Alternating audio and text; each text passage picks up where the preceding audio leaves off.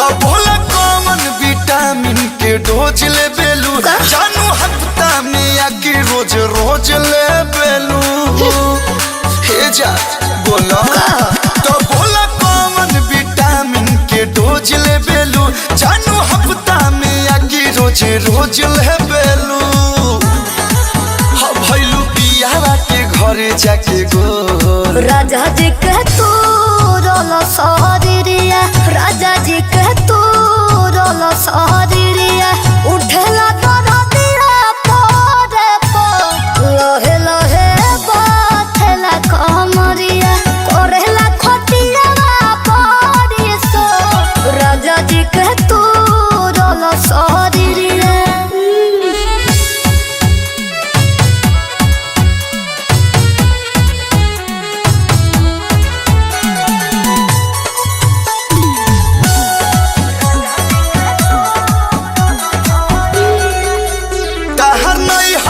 जान बड़ी न खड़ा रहे हमर सोने जवानी तहर खड़ा रहे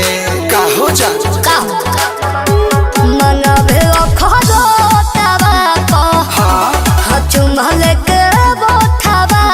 को नाचो तारू जैसे बनावा में मोह राजा जी के तू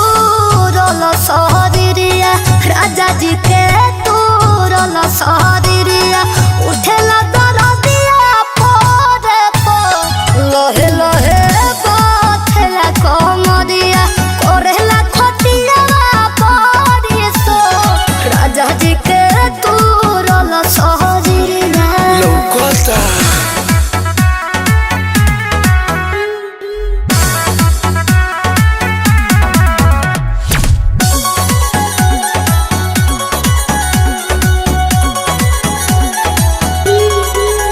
रोजो सोया के सोंगे तू सेज करे लुकिया तवारो के प्यार परहेज करेलू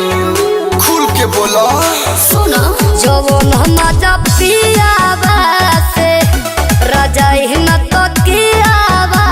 से अच्छा तो कलू पूछे कबू होई बुलर को राजा जी के तू रोल सहरिया राजा जी के तू रोल सहरिया उठेला